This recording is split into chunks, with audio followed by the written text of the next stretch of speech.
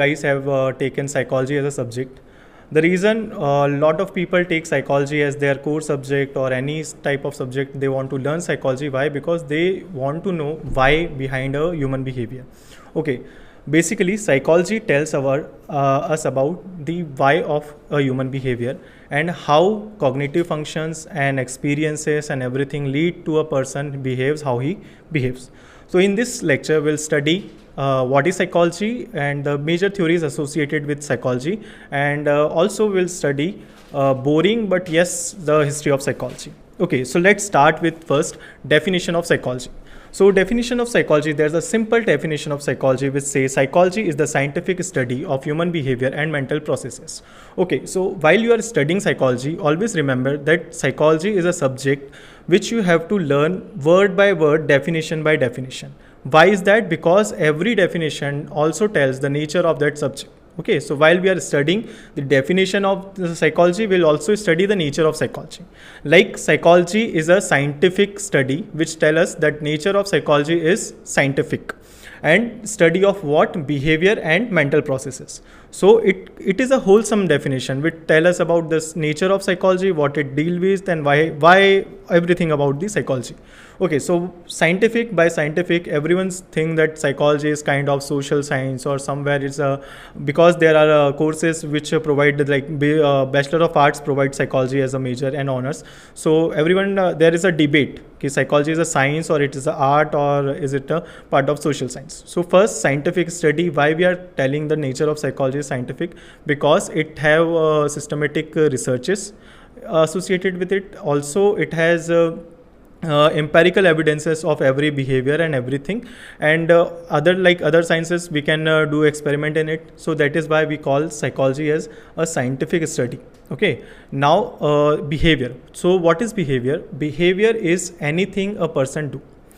Always remember this definition of behavior. It is as simple as that it is anything a person do. If you are sleeping, eating, laying down, if you are talking, not talking, everything considered as behavior.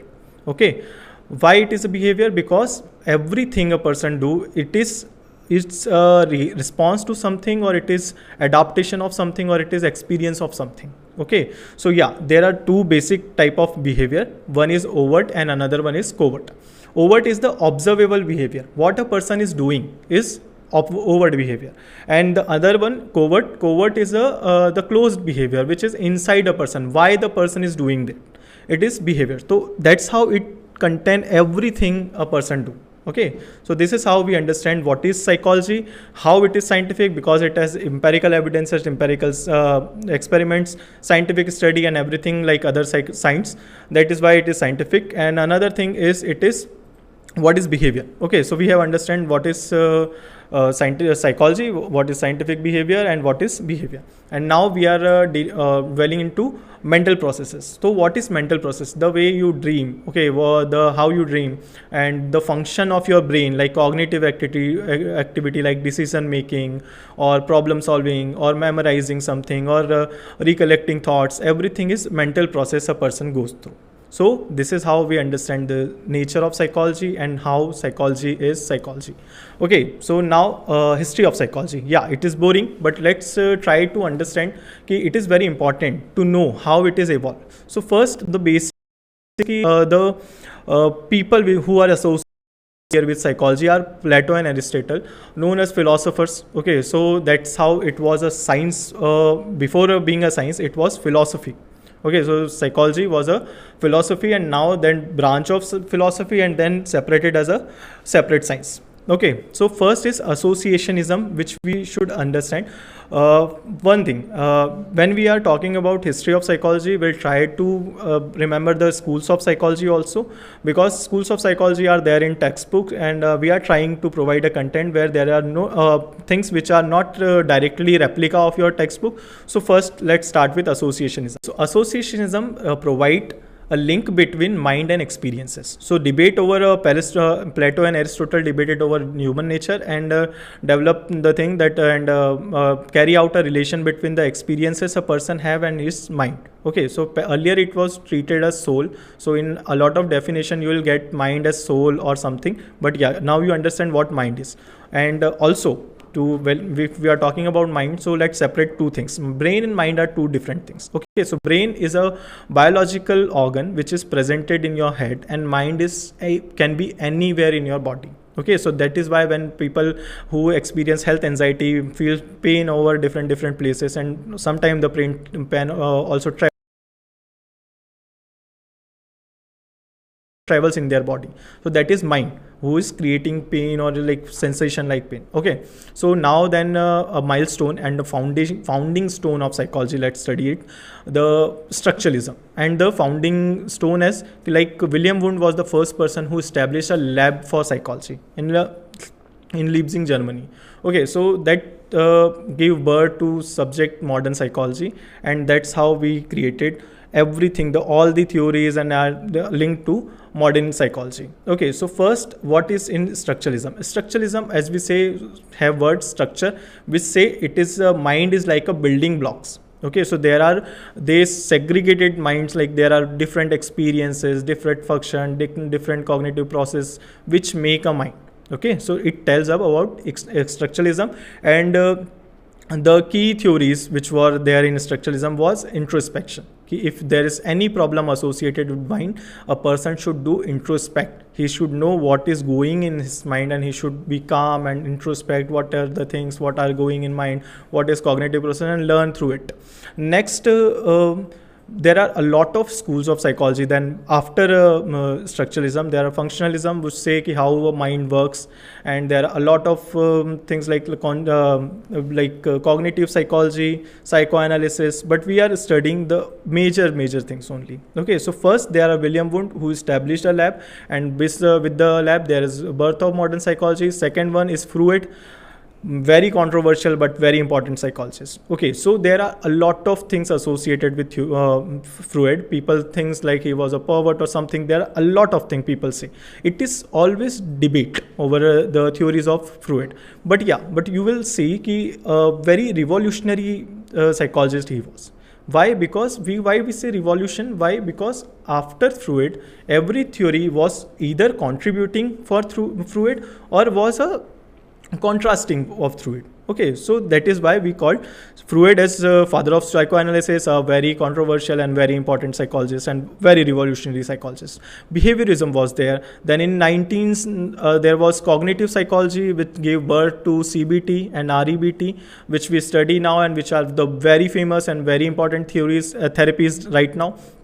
Then humanism tell about the positive regard, unconditional positive regards, and acceptance of a person, how it is. And also a very important concept, which is now we don't see in families. Like we go for anyone who is suffering from any disease or disorder related to mind, he was always go for therapies or something, and we try to rehabilitate them. But the subject humanism talk about habilitation. Okay, habilitation is what? That first you should treat that person and you should accept that person in your home. Okay, and then now in modern era, there are a lot of like invasive, because of many invasive techniques, we have learned the brain functions, and we have studied how neurological function work in brain. So yeah, in modern era, integration of neuroscience and psychology is there.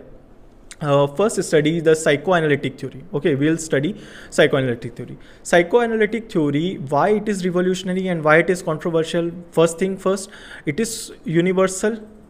Okay, that is why it is revolutionary.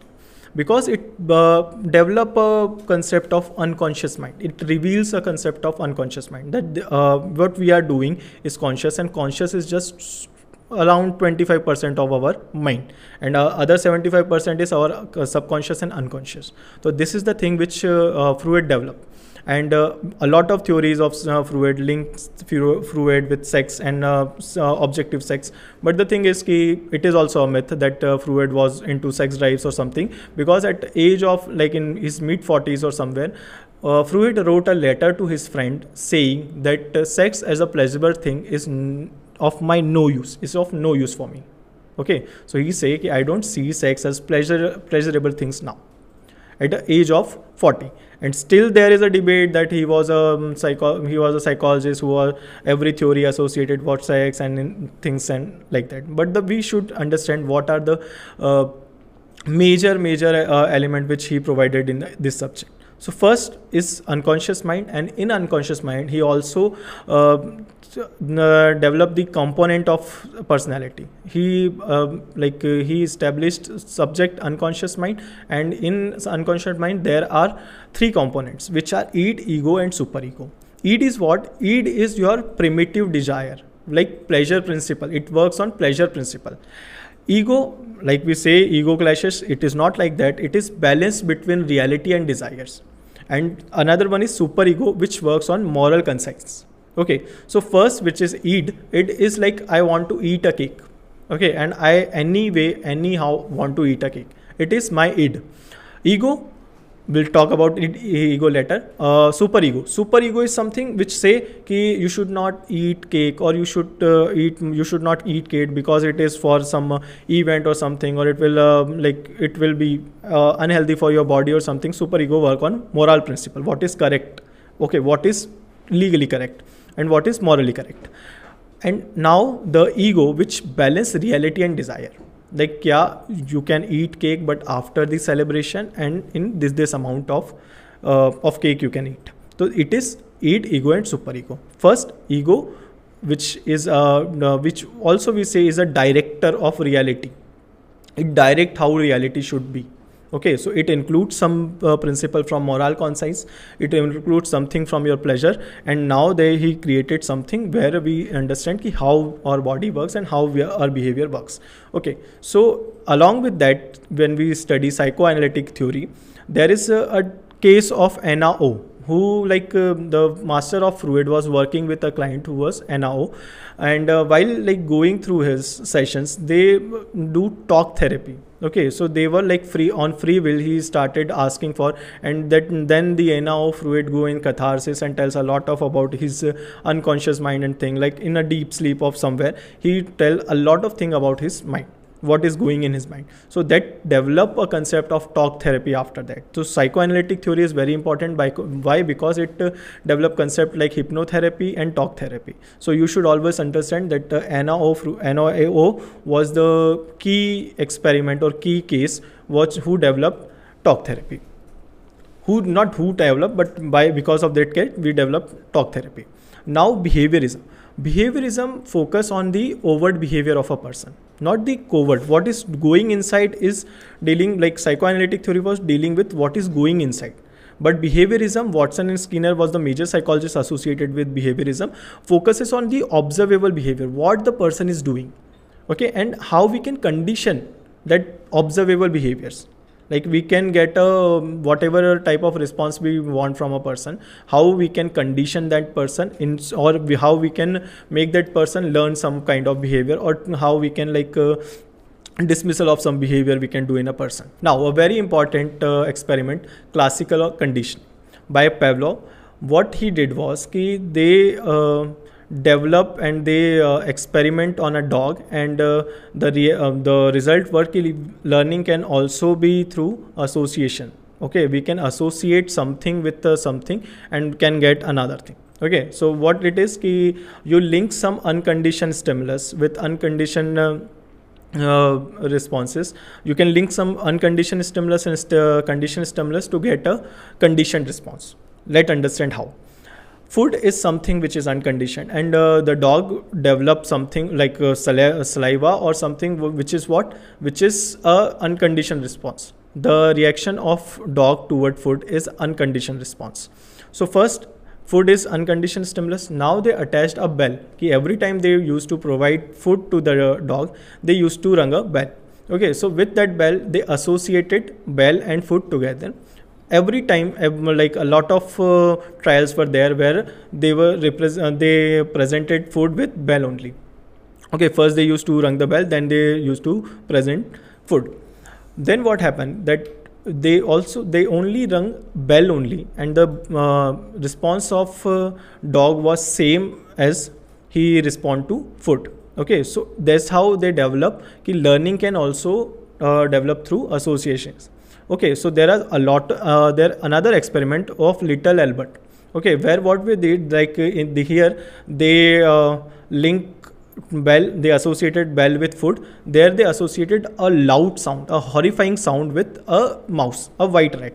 Okay, so a lot of kids are not afraid of white mouse. White mouse are like a good pet. So what they did is ki whenever they used to present a white mouse, whenever he used to touch that white mouse, they used to make a loud noise, which is very horrifying noise. Then after that, the Albert, who was the person experiment, who was the kid on who we were doing the experiment, he was afraid of white mouse. Okay, because he associated that loud noise with white mouse. Okay, so this gave rise, it also uncovered that fear can also be learned. Okay, so a lot of time what you are fearing from something, it is also a learned response towards something. Okay, now there was another conditioning method developed by Skinner, who was operant conditioning, where learning through reward and punishment. If you associate, it is kind of associationism, but it's say if you associate some kind of positive regard or punishment, okay, with something, which any behavior, so it will make the person learn or unlearn that behavior. If someone is doing like he's doing something which is not acceptable in society, so what we can do is we can provide punishment, or like positive punishment, negative punishment. There are two kind of punishment which a person can provide to that person whom we want to learn or unlearn that behavior. Another thing, the thing is it is very debatable. Okay, because nowadays punishment is seen as like it is not something which should be there to condition someone, and it is somewhere where person will unlearn something. And also like psychoanalysis say that there are a lot of things going on in his mind. So when we are unlearning a observable behavior, then inside behavior, the inside there are a lot of damage, and there are trauma which can be happen, and then the body keeps account of trauma. So that is why it is also debatable, but it only we are just saying it, and we are just learning it because of our sake of knowledge.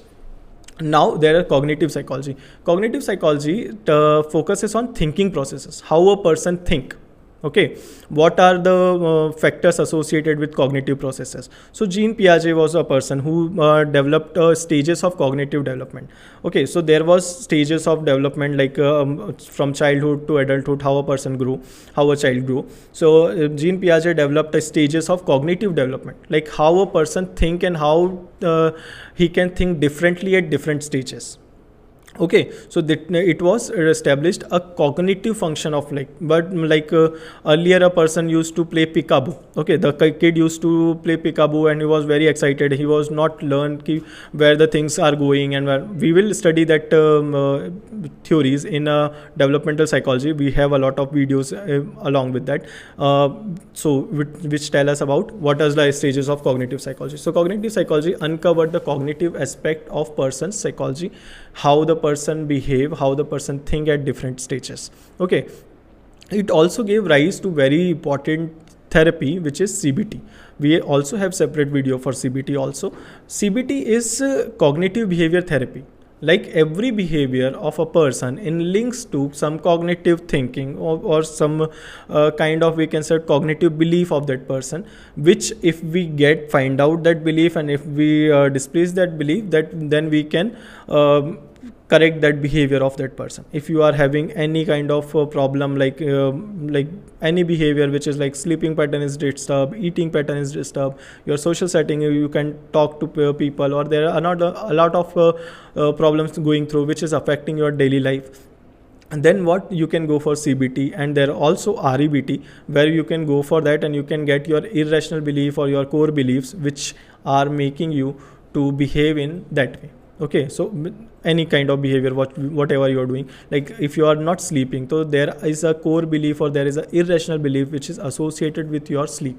Okay, so when we find out that belief, we can work on that belief, we can unlearn that behavior, and we can like learn something good habits, or we can go for something which is acceptable, society may acceptable hai. Okay, now there are a lot of like reframing negative thoughts. Okay, so what CBTs do, it reframe the negative thought. The negative, why it is negative, why we say anything is irrational or negative. Always know that we in psychology, we do not say anything as negative or anything as irrational. We only say things which are irrational or negative, which are the belief which is causing a trouble. Okay, so if there's a core belief that we should help everyone, but this core belief is not helping that person.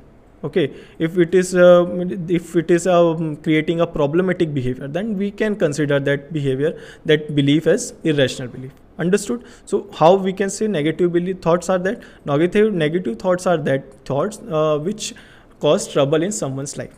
Okay, irrational thoughts are that thoughts, and irrational beliefs are those beliefs which create some kind of problem on someone's life. Okay, so reframing negative thoughts and improve which will improve person's mental health. Okay, so that's all for cognitive psychology. Then comes humanistic approach of psychology by Maslow and Rogers. Okay, so there are two different experiment, we can say, or the two different theories are there for humanistic psychology.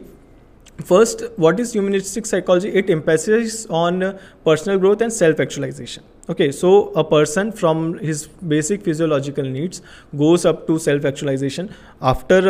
Okay, so Maslow hierarchy of needs say कि first need is physiological needs, second is safety, third is love and belongingness, fourth is self-esteem, and fifth one is self-actualization. There are a lot of needs which were developed after that theory also, which contain a kind of another thing like glamour or something associated in life. Okay, aesthetic needs are there and a lot of needs are there, but we are studying the Maslow hierarchy of need, where first thing is physiological needs.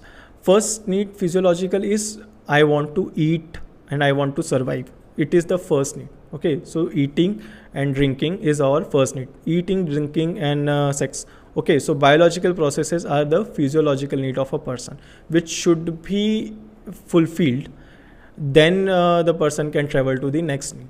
Okay, so what we'll also talk about what happen if we don't fulfill all the needs and we jump to the second need. Okay, so first is physiological need, where a person eat and drink. Okay, the need of eating and drinking and sexual things. The second one is safety. Okay, so the person, after getting, if he is having good physiological needs are fulfilled, then he wants safety of his family and himself and everyone associated to him. Okay, so the family, if we build good houses which are provide shelter to our family, and we like sanitation and all the things are come into our safety nets. After a person is having a stable physiological need and stable safety need, it moves toward love and belongingness. Love and belongingness is what ki now I want people to love me and I want to belong to a society. Okay, so now the societal functions and appreciation in family and love in marriages, concept of marriage, kinship, my family comes in the third need. Fourth is self-esteem of that person. Like recognition in society, recognition in workplace provide the self-esteem of person. The person develop esteem where he.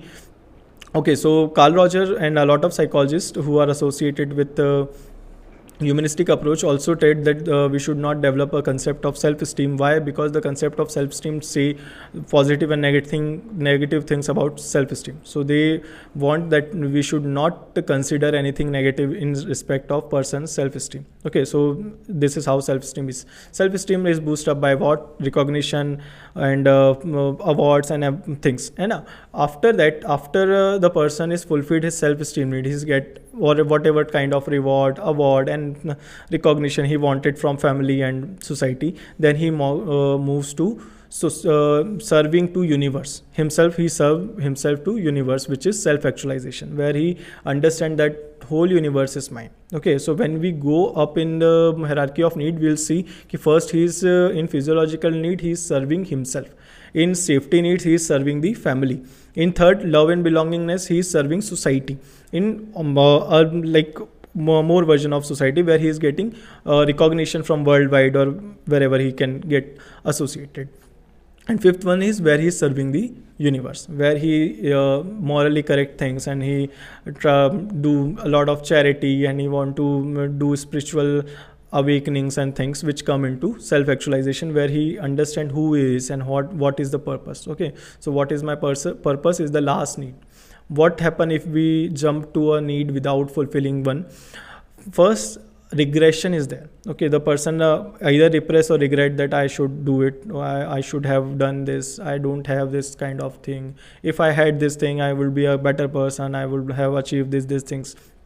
Okay, so it is regression, repression is there, regression is there, which is cause frustration and can develop in depression also.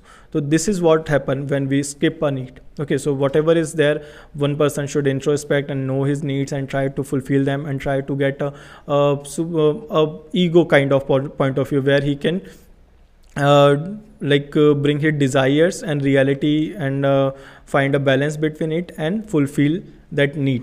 Okay, now there is Carl Roger, who developed person-centered therapy. Okay, so person-centered therapy, for earlier it used to be a client-person therapy. The name was client-person therapy. Client-centered therapy, which was later developed into which is renamed as person-centered therapy. Because if we are saying client-centered therapy, we have already assumed that person is a client and person is somewhere having some issues, and we are differentiating, we are discriminating the person. So that is why we say person centered therapy, that everyone is a person and we should accept that person how empathetically and which with unconditioned positive regard. We should unconditionally accept that person and provide positive regards, like you are a good person, you are doing this thing, we recognize what the person doing good. Okay, so we always see the good in that person. So the theory, like person centered theory, develop a concept of, and the importance, it tells the importance of acceptance and empathy. Okay, so the empathetical part in the subject psychology comes from what, say, a person centered therapy. Okay, another thing is that empathy is also come when you understand point of view of a person, when you understand how that person is working, then you can systematically organize that person is, whatever the person is doing is not something bad. It is just how his experiences are, how his mind is working, how his cognitive functions are, and that is why the person is behaving the same. Now another schools, and it is another schools also, and it is another growth of psychology, where we see psychological perspective of psychology. It say that behavior is also influenced by brain and hormones. Okay, brains, hormones, and genetics. Okay, a person is having some genetic issues, then that person develop the child can develop some kind of health issues or some kind of mental issues if his parents are having it. So it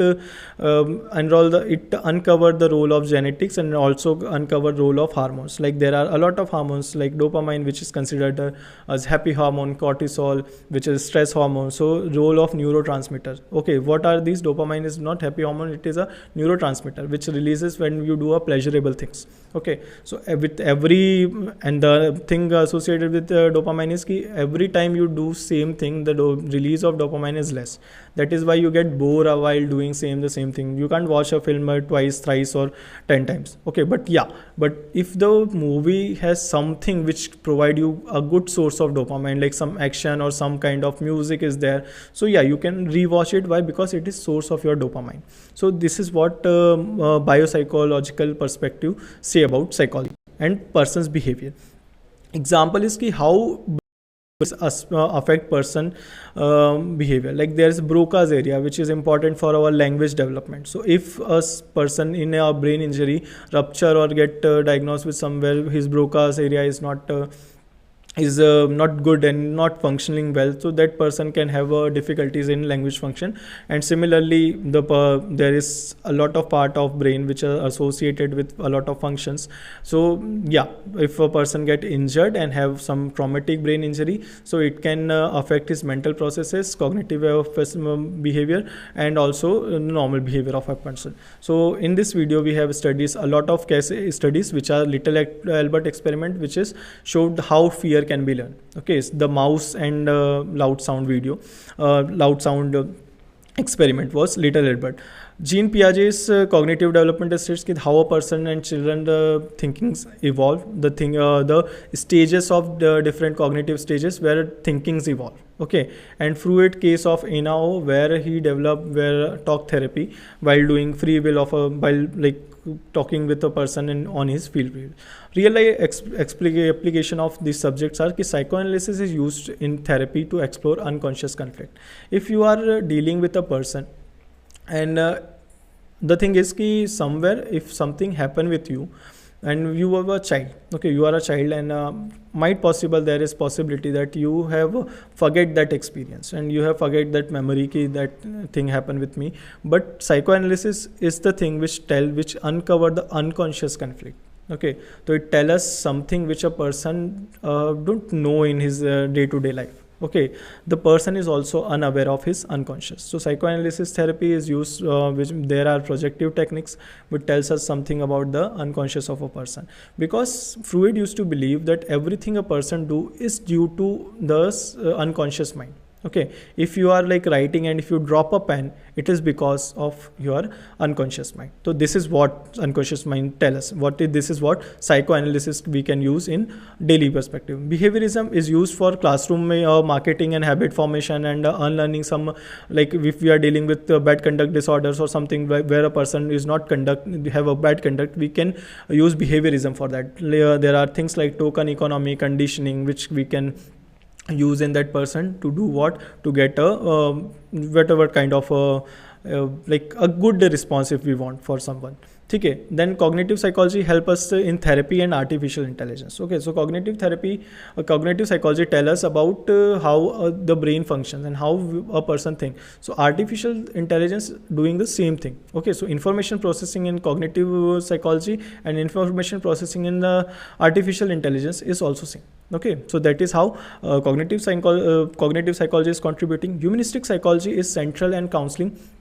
Is central in counseling and motivation. If you want to motivate a person, if you want to counsel a person, if you want to counsel a family, so then we can use humanistic psychology. Why humanistic psychology? Because it tells us about unconditional positive regard, and it tells us about habitation of a person, acceptance of a person, love, belongingness of a person. So that is how we can use, like if there is a person with anger issues, we have seen in n number of movies, there is a hero with some anger issues and stuff. What happen with that person is his family disown him.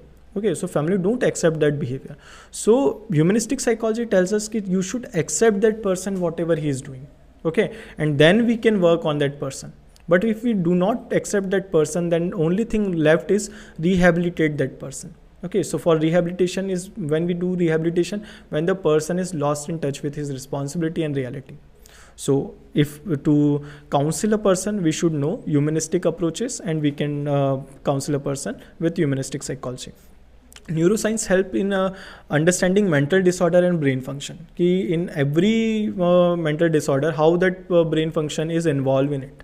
And there are a lot of medication, which psychopharmacological medication, which we can provide to a person to calm him down or to resist some feelings or some kind of behavior. We can control that person. If the person is very aggressive or very kind of like the unconscious is involved and now the person is behaving in a manner which is uncontrollable, then we can use neuroscience to help that person. Okay, so medication can calm that person, and then with the humanistic approach and with that REBT and CBT approach, we can help that person.